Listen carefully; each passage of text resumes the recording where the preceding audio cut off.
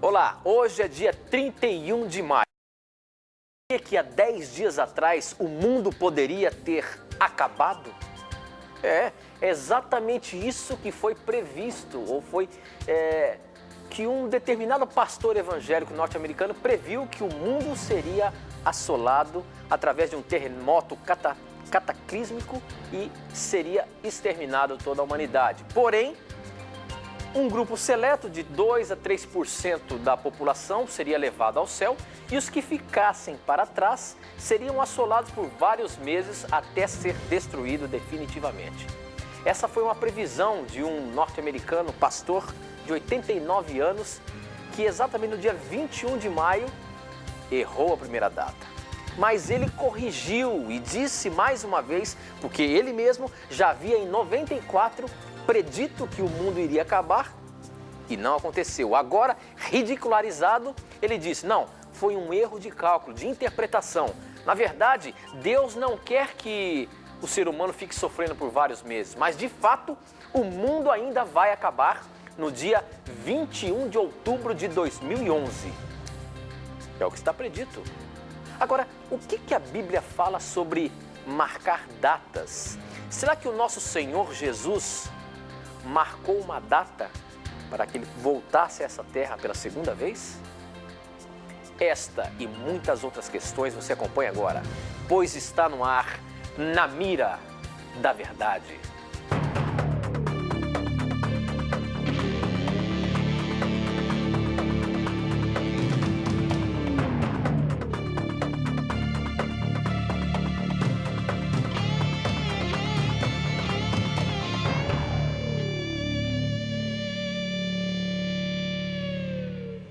Olá, seja muito bem-vindo. Já estamos no ar para o Brasil e o mundo através das ondas do rádio, da internet, da TV Novo Tempo espalhada por todo o nosso país. Um abraço muito carinhoso para você que está aí ligadinho no programa Na Mira da Verdade. E eu quero mandar um abraço especial também para os nossos telespectadores no Japão, pessoas que estão nos assistindo através da internet, pessoas que também nos assistem em São Tomé e Príncipe, em lugares da África, você que está ligadinho com a gente em Angola, Moçambique, vocês que estão ligados na Novo Tempo, assistindo o programa Na Mira da Verdade, muito obrigado pelo carinho da sua audiência. Participe também do nosso programa. Tem pessoas que estão nos assistindo através de Portugal, tem chegado algumas perguntas, mande a sua pergunta, você que é de Portugal, diga de onde você está falando aí, mande o seu questionamento para nós colocarmos aqui na Mira da Verdade. Um abraço muito carinhoso para você que já está aí ligadinho com a gente e preparados para fazer o programa de hoje.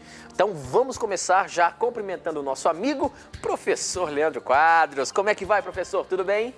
Tudo ótimo, Tito. Já estava com saudade do nosso programa ao vivo. A semana passada você não pôde estar aqui. Você estava onde, professor? Pois eu estava, Tito. Eu tive a oportunidade de participar do 9º Simpósio Bíblico Teológico, que foi em Foz do Iguaçu, Paraná. E lá vários grandes nomes da teologia adventista estiveram falando sobre a pessoa e a obra do Espírito Santo. Agora me diga uma coisa, quantas pessoas estavam lá, professor?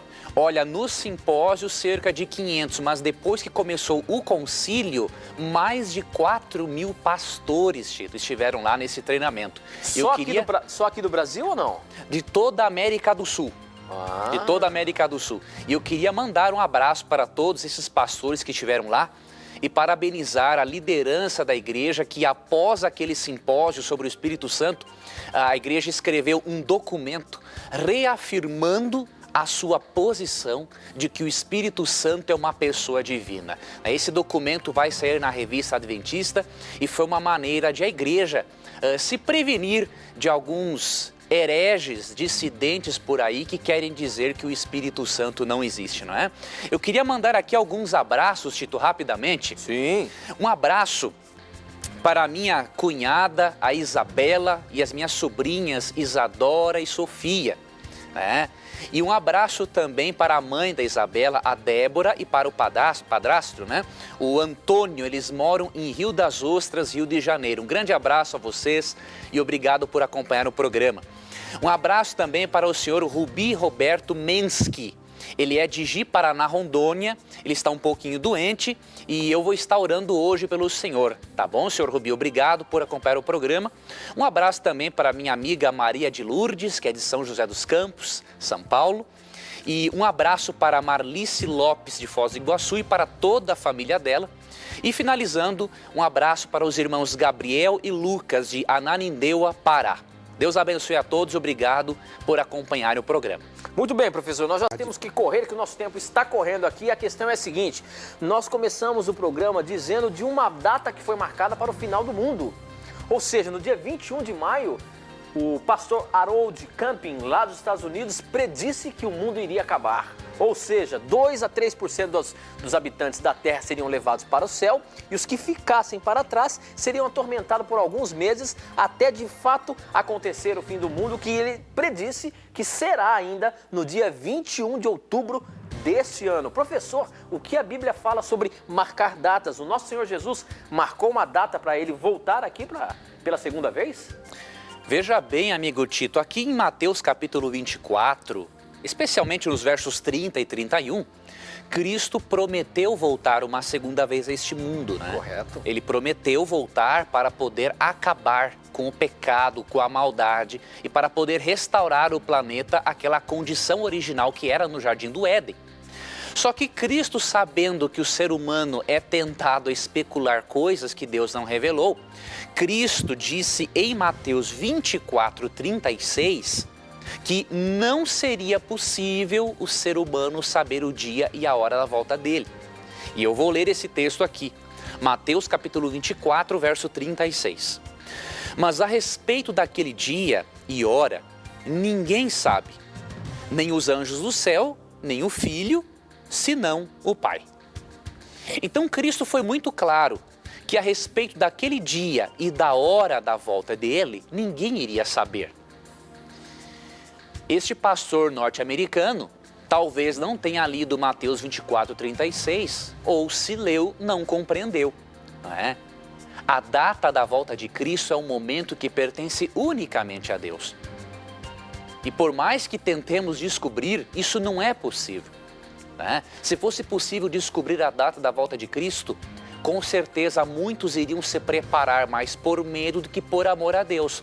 Por exemplo, se eu soubesse que Cristo viesse amanhã, eu iria querer colocar a minha vida em dia para aguardar a Cristo, mas isso seria uma hipocrisia da minha parte, porque eu colocaria a vida em dia apenas da boca para fora, mas não o meu interior não estaria transformado.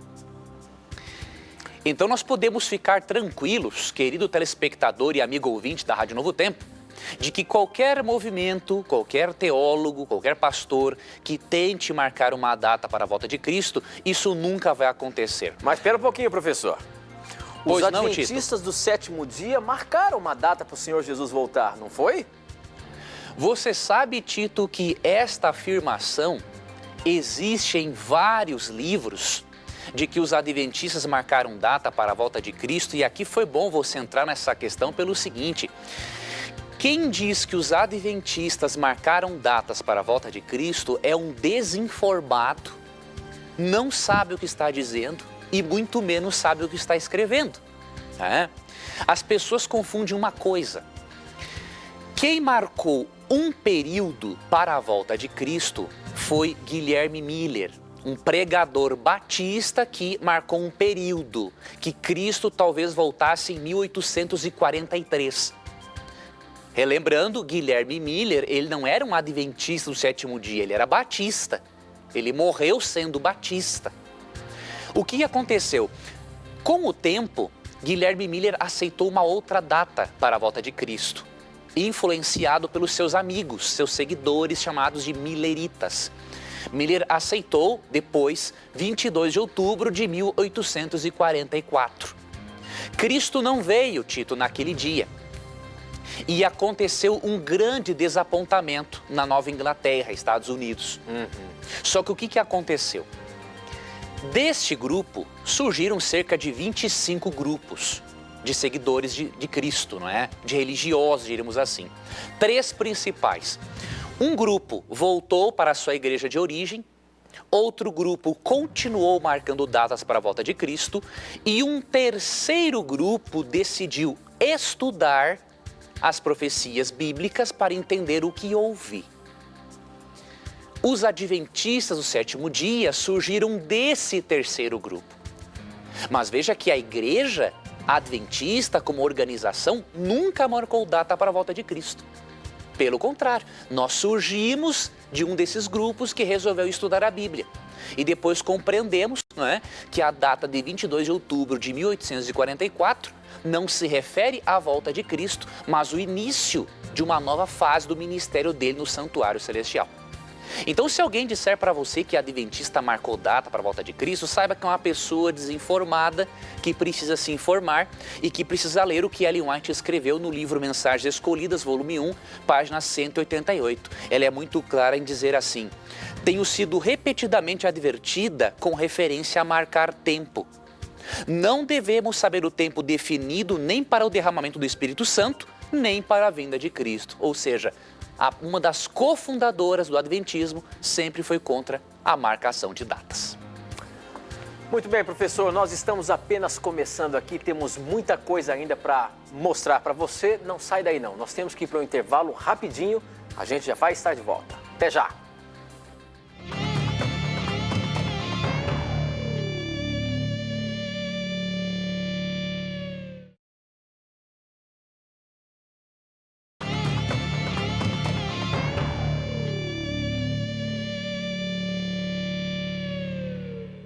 Já estamos de volta e eu queria começar esse bloco orientando você a participar do programa. Afinal de contas, eu sempre falo aqui que quem faz o programa são vocês. É a sua pergunta, é o seu questionamento que faz o programa acontecer. Portanto, participe, manda suas perguntas. Você que está assistindo aí pela primeira vez o nosso programa, para você participar é muito fácil. Basta você mandar um torpedo SMS para 12-9156-6972, manda a sua pergunta, ela chega aqui na hora para mim e a gente coloca na mira da verdade. Ou então acessando o nosso blog. Nosso blog é novotempo.com/na mira da verdade. Ali você vai ver do lado direito, mais embaixo, dizendo que o programa está no ar e um lugar para você colocar a sua dúvida. Você manda lá e ela chega na hora aqui pra gente. Se você preferir, ligue pra gente. 0 operadora 12 21 27 3121, tá bom? Participe, faça o programa acontecer e tire as suas dúvidas, pois elas estarão na mira da verdade. Eu queria também mandar um abraço muito carinhoso para uma senhorinha de 85 anos que acompanha o nosso programa até nas madrugadas, a Dona Maria Aparecida. Dona Maria Aparecida, um abraço para a senhora e muito obrigado pela sua audiência, tá bom? Professor Leandro Quadros. Vamos, meu amigo. A questão é a seguinte. Quem mandou essa pergunta foi o Davi, ele é de Paraupebas, no Pará, e ele diz o seguinte: eu gostaria de saber se as curas e os sinais realizados em outras denominações, que não a Igreja Adventista, são todas providências, de onde são essas providências? Ou seja, são providências do bem, do mal, ou Deus está presente em alguma ou em até mesmo em todas as denominações? Essa é a questão. Professor, esses milagres que acontecem, que a gente vê muito na televisão, todas essas coisas aí, Deus está presente ali? Muito boa pergunta. Quando eu analiso isso, Tito, à luz da Bíblia, eu não tenho dúvidas de que muitas pessoas ali, mesmo estando no erro doutrinário, Deus acaba, por sua misericórdia, ajudando algumas dessas pessoas, não é, a curá-las por causa da fé que elas têm. Agora, nós temos que ter um cuidado. Nem toda a cura vem de Deus. Muitas vezes o diabo trabalha por intermédio de alguns pastores que acham que são pastores para poder enganar o povo. E eu vou mostrar uma evidência bíblica disso. E inclusive vou mostrar um texto que mostra como é o verdadeiro dom de cura na Bíblia. Eu vou ler Mateus 7, 21 a 23, que diz o seguinte: nem todo o que me diz Senhor, Senhor, entrará no reino dos céus, mas aquele que faz a vontade de meu Pai que está nos céus. Primeiro ponto, nem todo o que chama Cristo de Senhor vai entrar no céu, mas aquele que faz a vontade de Deus Pai. Muitos naquele dia, quando Cristo voltar, hão de dizer-me: Senhor, Senhor, Porventura não temos nós profetizado em teu nome, e em teu nome não expelíamos demônios, e em teu nome não fizemos muitos milagres? Então lhes direi explicitamente, nunca vos conheci. Apartai-vos de mim, os que praticais a iniquidade. Aqui de forma clara, Cristo apresenta um grupo de pessoas que faz milagres, expulsa demônios e fala em nome de Cristo e que irá se perder. Agora, por quê? Isso demonstra que essas pessoas que fazem milagres, expulsam demônios e falam em nome de Cristo, desse texto aqui, elas foram usadas pelo diabo. Então, quero dar uma dica para você, cuidado, não escolha uma religião por causa de milagre. Porque Cristo afirma aqui no verso 23 que ele vai dizer para esses indivíduos que fazem milagres, mas não obedecem à Bíblia, ele vai dizer assim, ó, nunca conheci vocês. Então tenha cuidado. E o dom de curas na Bíblia, quando você lê João 5,14, você percebe aqui uma coisa interessante. Aqui diz assim, ó, quando Cristo curou uma pessoa, o que ele disse? Olha que estás curado, não peques mais para que não te suceda coisa pior. Veja, o verdadeiro dom de cura é acompanhado de uma reeducação no estilo de vida da pessoa. Se a pessoa foi curada milagrosamente e ela fumava, o pastor tem que ensiná-la a não fumar mais. Se ela comia demais, comia gordura, comia carne de porco, não deve fazer mais. Agora, esses dons de cura que tem por aí, o indivíduo é curado e continua no seu estilo de vida errado. Que dom de cura é esse? Cuidado, muitos deles não fazem parte do dom de curas apresentado na Bíblia. Muito bem, professor. Bom, eu já abri aqui a minha Bíblia no livro de Mateus, capítulo 16. Eu vou começar lendo a partir do verso 16, mas antes eu quero lançar a pergunta.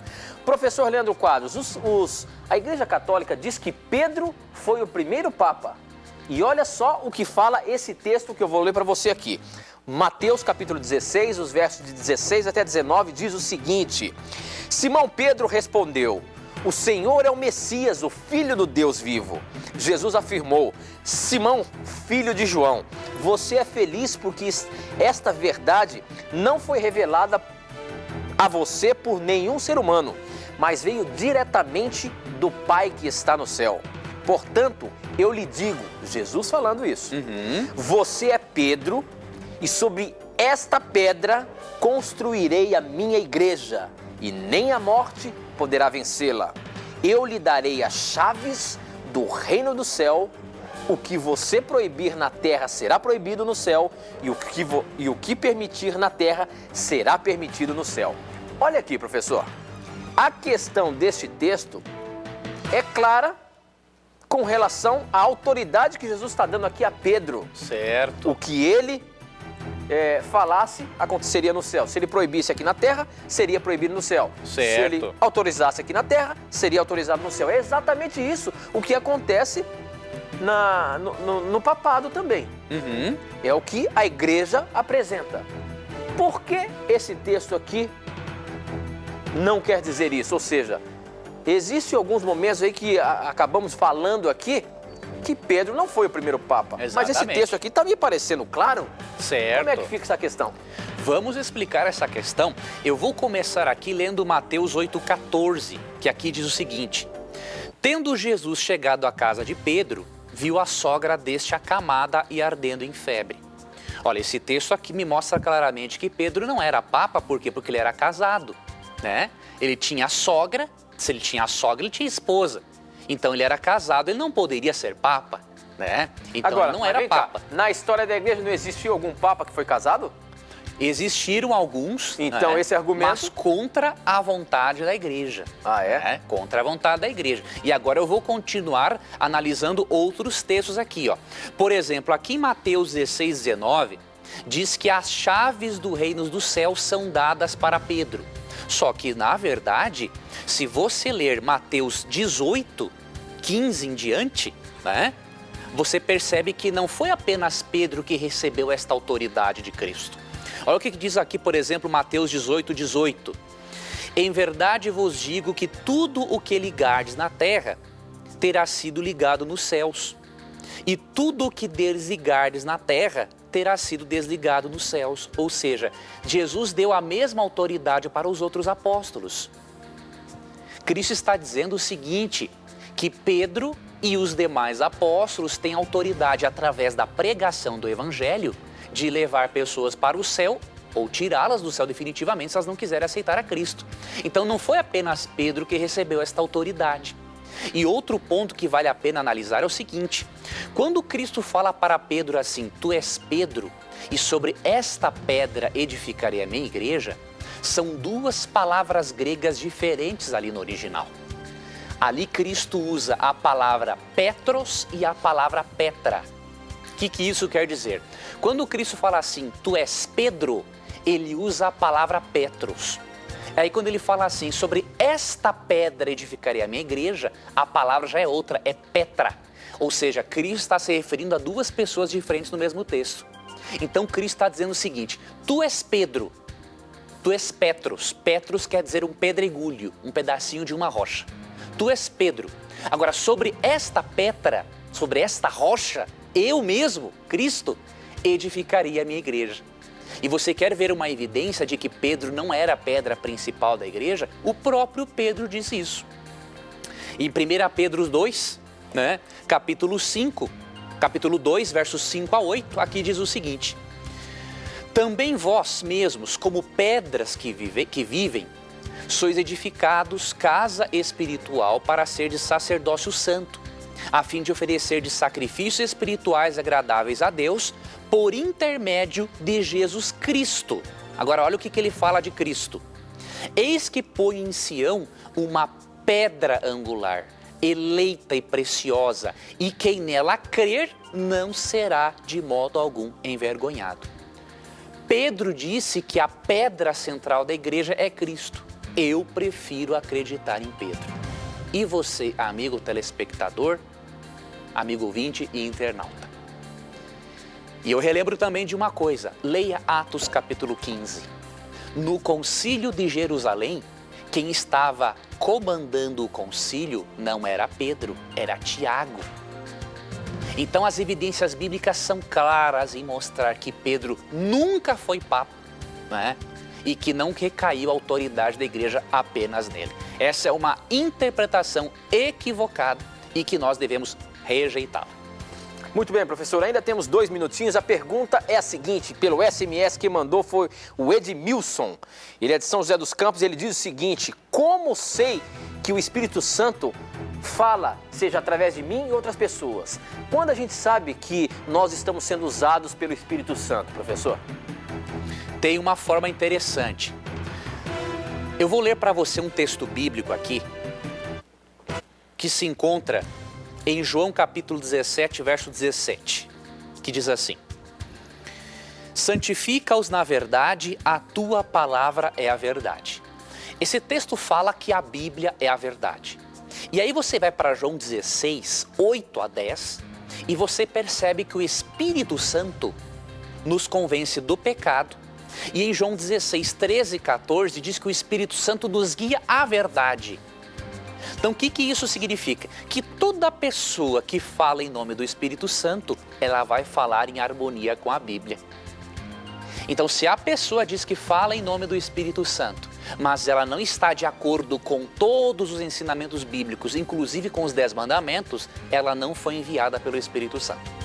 Então você distingue desta forma, se a pessoa se comporta e fala como a Bíblia revela. E tem um outro detalhe, Gálatas 5, 22 e 23 mostra as qualidades de caráter que fazem parte da vida do indivíduo que fala em nome do Espírito Santo. Ali diz que quando a pessoa tem o Espírito Santo, ela tem amor, alegria, paz, paciência, bondade, fidelidade, mansidão e domínio próprio. Então, essas são as características de quem realmente fala por intermédio do Espírito Santo. Muito bem, professor. Bom, para nós irmos para um intervalo, eu quero primeiro lançar uma pergunta aqui para você ir maquinando aí. Olha só a questão. Como entender as leis de saúde lá de Levíticos com a declaração de Jesus em Marcos capítulo 7, 19? Então não sai daí não, que essa pergunta vai estar no próximo bloco e a gente volta já já.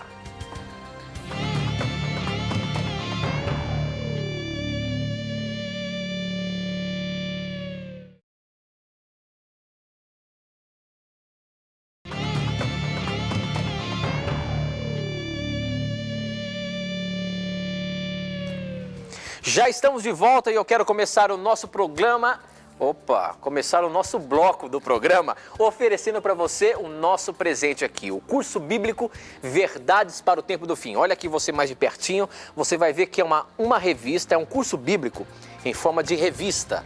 São 16 temas que você tem aqui, olha, 16 temas para você estudar, ler, e no final de cada tema você tem um questionáriozinho onde você pode anotar aquilo que você aprendeu no curso bíblico. É muito interessante, eu sei que você vai gostar e vai começar a se familiarizar mais com a palavra de Deus. E olha, o melhor de tudo, ele é inteiramente grátis. Para você receber essa revista aqui, esse curso bíblico, Verdades para o Tempo do Fim, basta você mandar um e-mail para a gente com seus dados. Nome, endereço, cidade, CEP, estado, enfim, todos os seus dados para você receber gratuitamente aí na sua casa. Basta mandar um e-mail para namiradaverdade@novotempo.org.br. namiradaverdade@novotempo.org.br. Você manda um e-mail para a gente e recebe o curso bíblico gratuitamente. Se você preferir, você pode também acessar o nosso blog. Nosso blog é novotempo.com/namiradaverdade. Então, peça hoje mesmo, não perca tempo. É um belo curso bíblico. Você vai ter a oportunidade de crescer nos seus estudos bíblicos, crescer nos seus conhecimentos sobre a palavra de Deus, tá bom? Olha, mais de 45 mil pessoas já receberam. Você não recebeu ainda? O que você está esperando? Não tem custo nenhum, peça agora mesmo, tá bom? Professor Leandro Quadros, vamos, meu amigo. Olha só o SMS que chegou aqui. Como entender a validade da lei da saúde com as declarações de Jesus em Marcos, capítulo 7, 19. Vamos abrir aqui no livro de Marcos, aqui na hora do intervalo eu já separei, para a gente contextualizar você. Olha só, professor Leandro Quadros, eu vou ler aqui na linguagem de hoje, para você ter uma noção do que Jesus falou. Olha aí. Vocês são como os outros, não entendem nada. Aquilo que entra pela boca da pessoa não pode fazê-la ficar impura, porque não vai para o coração, mas para o estômago, e depois sai do corpo. Com isso, professor, Jesus quis dizer que todos os tipos de alimento podem ser comidos. Olha aí, professor, isso aqui está na Bíblia, aqui no livro de Marcos. Então, isso aqui está querendo contradizer o que está escrito aqui em Levíticos. Levíticos 11 diz o seguinte: Deus deu a Moisés e a Arão as seguintes leis para os israelitas.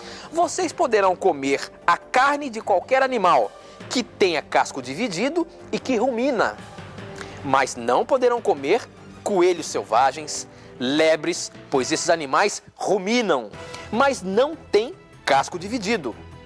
Para vocês, esses animais são impuros. No verso 7, é proibido comer carne de porco. Para vocês, o porco é impuro, pois tem o casco dividido, mas não rumina. Não comam nenhum desses animais, nem mesmo toquem neles quando eles estiverem mortos. Todos eles são impuros. E aqui tem mais uma série de leis de saúde que Deus deu para o povo de Israel. Certo. Agora, professor, eu lendo esses dois textos aqui na Bíblia, eu entendo o seguinte: que Deus deu uma lei para o povo de Israel e que agora no Novo Testamento Jesus aboliu isso. Ou seja, você pode comer de tudo, porque o que entra pela boca não vai para o coração, mas vai pelo estômago e depois sai. Como é que fica isso, querido? Vamos lá. Como interpretar esses dois textos? Como explicar isso para o nosso amigo telespectador, professor? Vamos lá, meu amigo. Há uma coisa interessante que nós precisamos ter em mente, uma coisa muito importante. Muitos irmãos de outras denominações religiosas creem que quando Cristo morreu na cruz, ele aboliu as leis de saúde. Nós temos que ter em mente uma coisa: Cristo morreu na cruz para salvar pecadores, não para purificar porcos. A morte de Cristo na cruz foi para salvar pecadores, não para purificar porcos. Esse é um primeiro ponto. O segundo ponto, em Levítico capítulo 11, ali no versículo 1, o Tito leu para nós que quem deu aquela orientação dietética foi Deus. Agora, Cristo, em João 15:10, ele afirma o seguinte: se guardardes os meus mandamentos, permanecereis no meu amor, assim como também eu tenho guardado os mandamentos de meu Pai e no seu amor permaneço. Veja bem, Deus deu a lei dietética em Levítico 11. E Cristo, em João 15:10, ele afirma que guardou os mandamentos do Pai, ou seja, o próprio Cristo nunca comeu carne imunda. E não era pelo fato de ele ser judeu. Aqui diz que ele não comia carne imunda, porque ele guardava os mandamentos do Pai. Então, isso já é suficiente para nos mostrar que, seja lá o que for que Cristo disse em Marcos 7,19, ele não está apoiando comermos carnes imundas. Nós precisamos, amigo telespectador e amigo ouvinte, entendermos Marcos 7,19 no seu contexto. Se você ler o verso 19 isolado, você vai realmente poder concluir que Cristo liberou todo tipo de alimento para alimentação. E assim, as pessoas que comem cavalo, que comem gato, que comem cachorro, elas estão livres para continuar comendo isso, não é? Agora, vamos analisar o contexto. Olha o que diz Marcos capítulo 7, no versinho 2. Ora, reuniram-se a Jesus os fariseus e alguns escribas vindos de Jerusalém. E vendo que alguns dos discípulos dele comiam com as mãos impuras, isto é, por lavar, aqui, pois todos os fariseus e judeus observam a tradição dos anciões, não comem sem lavar as mãos. Aí eles disseram assim: por que não andam os teus discípulos de conformidade com a tradição dos anciãos? Qual é o problema em Marcos capítulo 7? O comer sem lavar as mãos. Havia um ritual de purificação em que o judeu purificava as suas mãos num ritual cerimonial para depois comer. E os discípulos não praticaram aquele ritual. E aí, neste contexto, Cristo fala que não é o que entra pela boca que contamina o homem, mas o que sai da boca contamina o homem. Ou seja, não é o fato de um indivíduo comer sem lavar as mãos que isto vai tornar o homem impuro. O que torna o homem impuro são as palavras ruins que saem da sua boca, os seus pensamentos de adultério e tudo mais, é o que Cristo diz. Quando você lê esses versículos e você lê Mateus capítulo 15, verso 20, aí você consegue interpretar facilmente Marcos 7,19. Olha o que diz aqui Mateus capítulo 15, verso 20. São estas coisas, ou seja, adultério, prostituição, blasfêmias, não é? São estas coisas que contaminam o homem. Mas o comer sem lavar as mãos não o contamina. Veja bem, vamos pegar Marcos 7,19, interpretar no seu contexto e utilizar o texto paralelo, que é Mateus 15, 20. Quando fala aqui que Cristo considerou puros todos os alimentos, o texto está dizendo o seguinte: Cristo considerou puros todos os alimentos, mesmo que o indivíduo coma-os sem praticar aquele ritual de purificação que envolvia molhar as mãos. É isso que o texto está dizendo. Que Cristo não está aqui permitindo a alimentação imunda, fica claro no próprio fato de na mesa desses judeus não haver carne de porco. Então Cristo não poderia estar falando da carne de porco. E quando você vai aqui para Atos capítulo 10, verso 14, você percebe uma coisa interessante, que o apóstolo Pedro, tempos depois daquilo que Cristo disse, olha o que Pedro falou: de modo nenhum, Senhor, porque jamais comi coisa alguma comum e imunda. Ora, se Cristo em Marcos 7,19 estivesse permitindo que o ser humano comesse alimentos imundos para a saúde, será que Pedro aqui estaria sendo desobediente a Cristo? Não. Esse texto de Atos 10, 14 prova que Pedro não entendeu o texto daquela maneira como muitos irmãos entendem hoje de forma equivocada. Portanto, Cristo considerou puros todos os alimentos, mesmo que o indivíduo coma-os sem lavar as mãos como ritual de purificação. Podemos perceber aqui, que aquela frase que diz um texto fora do contexto é um pretexto, esta frase está cheia de razão. Muito bem, professor. Eu estou aqui acompanhando os nossos amigos Twitter. Tem muita gente conectada com a gente aqui. E olha, eu vou pegar uma pergunta aqui. Deixa eu ver, essa pergunta aqui é da... O nome dela é Patrícia. Ela diz o seguinte: se Deus tem na palma de suas mãos o nome dos salvos e em vão a nossa luta contra o pecado, isso quer dizer o quê? Que nós somos predestinados, uma vez que Deus já tem lá na palma da mão o nome das pessoas que serão salvas, em vão é a nossa luta para herdar o céu, pois já está predestinado as pessoas que irão herdar os céus. Isso, de acordo com esse texto, é a realidade. A predestinação é uma forma de já saber, de repente, já ter as pessoas destinadas a herdar a vida eterna, professor? Essa questão da predestinação, ela causa muita confusão porque as pessoas partem de um pressuposto totalmente errado. Aqui eu falo especialmente, os que acreditam na predestinação. Vejam bem, as pessoas pensam o seguinte, que se Deus predestina, é porque a predestinação de Deus causou os acontecimentos. Só que as coisas não são bem assim como pensam, né? João Calvino, que foi o teólogo que desenvolveu essa teologia, ele foi sincero até onde ele recebeu as revelações de Deus. Só que ao falar da predestinação, ele deu um grande bola fora. E tem muitos que insistem em aceitar isso.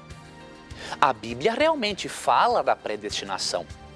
Você lê aqui Efésios 1:5 e aqui é dito o seguinte: nos predestinou para Ele, para a adoção de filhos, por meio de Jesus Cristo, segundo o beneplácito de sua vontade. Agora perceba uma coisa, Deus predestina para a salvação, só que Deus não predestina para a perdição. Deus convida todos os seres humanos para a salvação. E nós temos que levar uma coisa em conta. Apesar de Deus ter a história nas suas mãos, como podemos ler em Daniel capítulo 2, a onisciência de Deus não é causativa.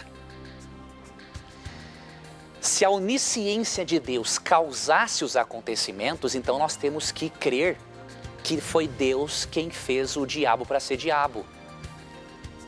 Se Deus fez o diabo para ser diabo, então como é que Deus vai ter autoridade para responsabilizar o diabo de pecado se Deus fez o diabo pecador?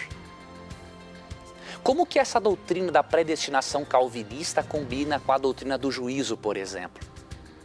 Não adianta dizer assim, não, Deus é soberano e Ele predestina e julga quem Ele quiser. Isso não é justiça, não confunda a justiça com atitude psicopata, né? Deus predestina para a salvação. Só que quando o indivíduo não quer aceitar a salvação, esse indivíduo está se excluindo da salvação. Aí ele irá se perder. Aí a doutrina do juízo tem fundamento. Porque Deus vai julgar porque o indivíduo não aceitou. Que lógica tem em Deus julgar alguém que Deus mesmo fez pecar? Não tem cabimento. A predestinação calvinista é uma heresia sem tamanho. E aí nós não podemos ler vários textos, mas eu quero ler um aqui que é Gálatas 5, verso 4, que diz assim, de Cristo vos desligastes, vós que procurais justificar-vos na lei. Quem é que se desliga de Cristo por querer ser salvo pela lei? Aqui diz que a pessoa se desliga de Cristo e não Deus desliga a pessoa de Cristo. E aí você precisa ir a Ezequiel 18, 23 e 32. Lá é dito que Deus não tem prazer na morte do perverso, mas que ele se converta e viva. Olha a contradição. Por que que Deus iria clamar para o pecador se converter se o mesmo Deus predestinou para ele ser daquele jeito? Perceba, querido amigo, que a predestinação calvinista é uma heresia. E tem aí gente na internet, um blog específico, que eu não vou mencionar o nome, que eu já debati com esse indivíduo várias vezes, mas ele teima em aceitar a predestinação calvinista. Eu tenho pena dele no fundo, porque ele tem uma visão de Deus totalmente distorcida. Portanto, meu amigo, avalie tudo o que a Bíblia diz sobre o assunto. E lembre-se, a onisciência de Deus não é causativa. Se fosse, o diabo é diabo por culpa do próprio Deus. Essa é uma aberração teológica que nós não podemos aceitar. Muito bem, professor. Bom, existe um texto na Bíblia que dá a entender de que o poder de Jesus deu uma falhadinha. Você sabia disso? Opa! Olha aí, eu vou ler para você aqui Marcos 8, os versinhos 23 e 25, e a pergunta é a seguinte: por que Jesus teve que orar 2 vezes para que o cego pudesse voltar a ver, ou voltar a enxergar, ou passasse a enxergar? Olha só o que está aqui em Marcos, no capítulo 8, os versinhos de 23 a 25. Diz o seguinte: Jesus, ele pegou o cego pela mão e o levou para fora do povoado. Então cuspiu, passou a saliva nos olhos do homem, pôs a mão sobre ele e perguntou: você está vendo alguma coisa? O homem olhou e disse: vejo pessoas, elas parecem árvores, mas estão andando. Parecia que estava meio anuviado o negócio, né? Aham. Aí no verso 25, Jesus pôs outra vez as mãos sobre os olhos dele. Dessa vez o cego olhou firme e ficou curado. Aí começou a ver tudo muito bem. Em seguida, Jesus mandou o homem para casa e ordenou: não volte para o povoado. Ou seja, Jesus aqui, o que acontece? Parece que ele fez um milagre e saiu meio assim capenga. Aí depois ele fez de novo, aí o negócio funcionou. É isso? É interessante, Tito, essa pergunta. Aqui é o seguinte, amigo Tito, quando nós lemos aqui, ó, Marcos, o capítulo 7, Cristo aqui, não é, fez uma cura de uma filhinha, de uma mulher que não era judia, que ela estava possessa por demônio. E aí você vai aqui, no capítulo 7, verso 29, depois que essa mulher expressou fé em Cristo, ele falou assim, ó: por causa desta palavra, podes ir, o demônio já saiu da sua filha. Então, o que isso nos lança de luz sobre esse texto? Que a cura, para ser instantânea, ela dependia, Tito, muito da fé do indivíduo que então recebia esta cura. Foi até uma forma de Jesus ver aí qual que era a fé do próprio cego? Exatamente. Ali, a princípio, o cego não teve fé suficiente para que a cura acontecesse assim, instantaneamente, primeira vez. Até porque era questão de uma saliva. Jesus estava colocando saliva, cuspiu e passou no olho dele, né? Exatamente. E aí, quem louco. sabe o indivíduo tenha pensado assim: o indivíduo vai me curar desse jeito? Então faltou fé. Aí, quando Cristo tocou novamente os olhos dele, isso deve ter feito a fé dele aumentar, e aí sim ele tornou seu coração apto para receber a cura. Então, na verdade, não foi uma falha, diríamos assim, do poder de Cristo, mas foi a fé do indivíduo que não correspondeu à altura para ele receber a cura. Muito bem, professor. Olha, os nossos amigos tuiteiros estão aí conectados com a gente. Deixa eu falar o nome de alguns deles aqui, ó. O Regis, o Rafael... esse aqui não dá para saber como que é o nome. Deixa eu ver. A Priscila, que nós já fizemos. O Luiz Fernando, a Brenda, a Karina, o Adriano. Deixa eu ver quem mais aqui. A Edna. Muita gente conectada com a gente pelo Twitter. Se você quiser acompanhar e seguir o nosso programa, basta você seguir o nosso programa através do Twitter. twitter.com/na mira da verdade. A partir daí você passa a seguir os nossos programas, os nossos bastidores e os assuntos que o professor Leandro Quadros posta aqui no Twitter, e a gente também coloca alguns comentários. Então, acesse o nosso Twitter, passe a nos seguir e você vai ter aí o Na Mira da Verdade todos os dias da semana. Professor Leandro Quadros, vamos, meu amigo. A próxima pergunta vem do blog e a pergunta é a seguinte: quem mandou foi o Anegmar, ele é de Valparaíso de Goiás, em Goiás. Ele diz o seguinte: por que Satanás não perdeu os poderes? Por que Deus não tirou os poderes de Satanás depois que ele se rebelou do céu, professor? Por que Deus permitiu isso ou permite isso? Certo.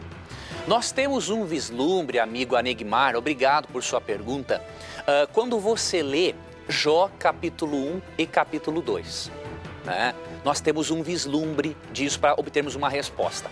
Você percebe que ali, quando Deus permitiu que Satanás trouxesse sofrimento para Jó, Deus permitiu aquilo porque o universo precisava ver melhor o caráter de Satanás, para entender que Deus é amor e que Satanás é mau.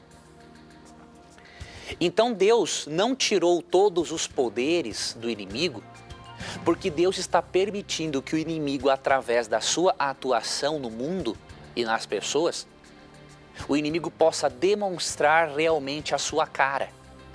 E hoje não apenas para o universo, porque eles já conhecem, mas para o ser humano. Nós vamos ter evidências suficientes de que o mal não presta. E isso será uma garantia para nós na eternidade que nós não iremos mais pecar. Porque nós veremos os efeitos do pecado no mundo, causados pelo poder de Satanás, para que nós não tenhamos mais vontade nem sequer de pensar em nos rebelarmos contra Deus. Mas lembre-se também que em Jó capítulo 1 e capítulo 2, Deus disse assim a Satanás: faça com ele o que quiser, mas não atente contra a vida dele. Ou seja, apesar de Satanás ter poder, Deus limitou este poder dele. E de acordo com 1 João 5,18, o maligno não pode tocar na sua vida se você estiver ao lado de Deus. Ele tem poder, mas Deus tem muito mais e Deus limitou a ação dele. Muito bem, professor. A próxima pergunta aí é debatendo um pouquinho o que você falou sobre os alimentos imundos aí que nós citamos aqui. Certo. O questionamento está no livro de 1 Timóteo 4, o versinho 4 e 5, que diz o seguinte: tudo o que Deus criou é bom e, portanto, nada deve ser rejeitado. Tudo seja recebido com uma oração e agradecimento, porque a palavra de Deus e a oração tornam todos os alimentos aceitáveis a Ele. Logo, se eu vou ali participar de uma festa e de repente aparece uma comida que é proibida lá no Velho Testamento, por exemplo, a carne de porco. Mas se eu orar por ela, Senhor, abençoe esse alimento para que nunca falte na nossa mesa, em nome de Jesus, amém? Isso quer dizer que esse alimento foi purificado e eu posso então digeri-lo, comê-lo? Porque é isso que está falando aqui o texto, não é? Você quer ver, Tito? Isso é exatamente o que muitos irmãos pensam sobre o texto. Agora, por incrível que pareça, amigo Tito e querido telespectador e amigo ouvinte, o texto não está dizendo isso. Querem que diga. Né? Você quer ver uma coisa? O Tito leu uma coisa muito interessante. Ali no versinho 5 diz assim, que pela palavra de Deus e pela oração é santificado. Ou seja, um alimento para ser santificado, ele tem que ser santificado pela oração, mas também pelo quê? Pela palavra de Deus. Vamos fazer uma pergunta. A palavra de Deus santifica ou separa a carne de porco para alimentação? Vamos deixar que a Bíblia nos responda. Eu vou ler aqui um texto que é forte. Só que eu tenho que ler esse texto para o seu próprio bem. Tá? Esse texto é forte, mas eu vou ler porque o que está na palavra de Deus tem que ser lido. Tá? Isaías capítulo 65, versículo 3 e 4. Olha o que Deus diz. O que irrita a Deus? Esse povo que sem cessar me provoca abertamente. Como que o povo de Israel provocava a Deus? Veja bem. Oferecendo sacrifícios em jardins, queimando incenso em altares de tijolos. Povo que vive nos túmulos, que come carne de porco em suas panelas e tem sopa de carne impura. Aqui diz que Deus se irrita com o indivíduo que vive comendo carnes impuras. E aqui está a carne de porco. E quando você vai para Isaías 66:17, aí você vê que Deus vai mais pesado ainda. Os que se consagram para entrar nos jardins indo atrás do sacerdote, que está no meio, ou seja, que pratica idolatria, que comem carne de porco, ratos e coisas repugnantes, todos eles perecerão, declara o Senhor. Ou seja, a Bíblia diz que quem continuar comendo carnes imundas vai ser destruído. E quem falou não foi o Leandro, quem falou foi o Senhor. Então veja bem, a Bíblia santifica a carne de porco? Não. Então, se a Bíblia não santifica, a oração não vai santificar. Porque se o fizesse, você poderia colocar um cachorro assado na sua mesa, orar e tudo bem, você vai comer aquele cachorro e não vai te fazer mal. Então não é isso que o texto está dizendo. né? O alimento tem que ser santificado através da oração, mas também pela Bíblia. Do que 1 Timóteo 4, 4 a 5 está falando? Quando você lê a partir do versinho 1, você percebe que não é de alimentos imundos. Olha o que diz aqui. Ora, o Espírito afirma expressamente que nos últimos tempos alguns apostatarão da fé para obedecerem a espíritos enganadores e a ensinos de demônios. Veja bem, aqui fala de um grupo de pessoas que ia seguir ensinos de demônios. Por acaso o não comer carne de porco é o ensino de um demônio? Se nós dissermos isso, estamos blasfemando. Porque aqui é claro, quem proibiu essa carne foi Deus. Então, se os ensinos de demônios que seriam seguidos pelas pessoas não é a carne de porco, então é claro que o texto não está falando de carne imunda, né? Aqui afirma o seguinte, que essas pessoas proibiriam casamento e exigiriam abstinência de alimentos que Deus criou para serem recebidos. Olha aqui o que está acontecendo. Havia uma seita ascética que dizia que todo o prazer físico era pecado. Eles proibiam o casamento porque diziam que sentir prazer sexual era pecado. E eles proibiam também você sentir prazer através de alimentos bons, porque o prazer físico era pecado. Então Paulo, quando ele afirma que Deus criou tudo para ser saudável, Paulo está se referindo aos alimentos saudáveis.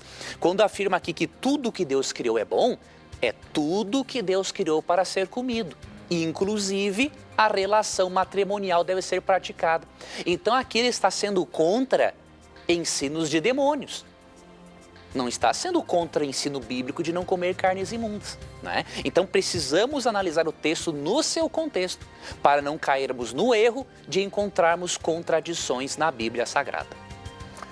Muito bem, professor, o nosso tempo já acabou. Hoje o programa teve muitos questionamentos, muito bom o programa. Muito obrigado por você ter participado e mandado as suas perguntas, porque eu tenho certeza que todos nós aprendemos muito com a palavra de Deus, né, professor? Foi uma satisfação, Tito. Estou muito feliz porque recebemos muitas perguntas novas. E chegamos ao final, viu, professor? E chegamos ao final. Um abraço, então, Tito, a você. Um abraço, querido amigo telespectador, amigo internauta. Muito obrigado a você também que nos acompanha pela Rádio Novo Tempo.